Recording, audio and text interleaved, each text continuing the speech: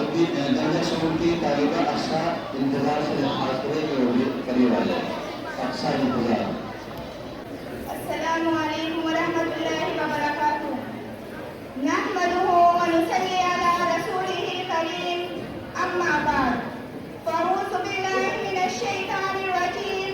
بسم اللہ الرحمن الرحیم. ولا تهنوا ولا تحزنوا وانتم الاعلون ان كنتم مؤمنين. وقال النبي صلى الله عليه وسلم حب الوطن من الايمان.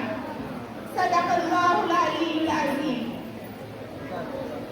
جدا وطن سے ہرگز نہ یہ پیرہن ہو گئے، وطن کے ہوتے ہوئے اب ہم نہ بے وطن ہو گئے.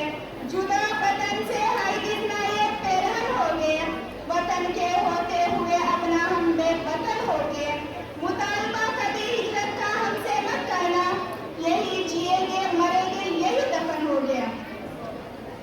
محترم اساتذہ کرام اور میری پیاری دوستوں، آج کے اس تاریخی جشنیوں میں آزادی کے موقع پر آپ حضرات نے جس عنوان پر ہمیں گفتگو کرنے کی فرمائش کی ہے، سچ بات تو یہ ہے کہ آج ہندوستان کے گوشے گوشے، چپے چپے، مختلف اداروں، مختلف تنظیموں، اسکولوں اور کالجوں میں، مدرسوں اور مکتبوں میں، سڑکوں اور گلیوں میں، پارکوں اور باغیچوں میں غیر معمولی دھوم دھام سے یوم آزادی کا جشن منایا جا رہا ہے. غلام ہندوستان کی داستان اور آزادی کی کہانیاں سنائی جا رہی ہیں. وہ ہندوستان جو اپنے قدرتی حسن و جمال اور مناظر فطرت کی نامحدود آبادی کے باعث جنت عرض کیا جاتا تھا. وہ ہندوستان جس نے مذہبی رواداری، قومی یکجہتی، ہندو مسلم ایکتا اور گنگا جمنا تہذیب کے بدولت شہر آفاق تھا.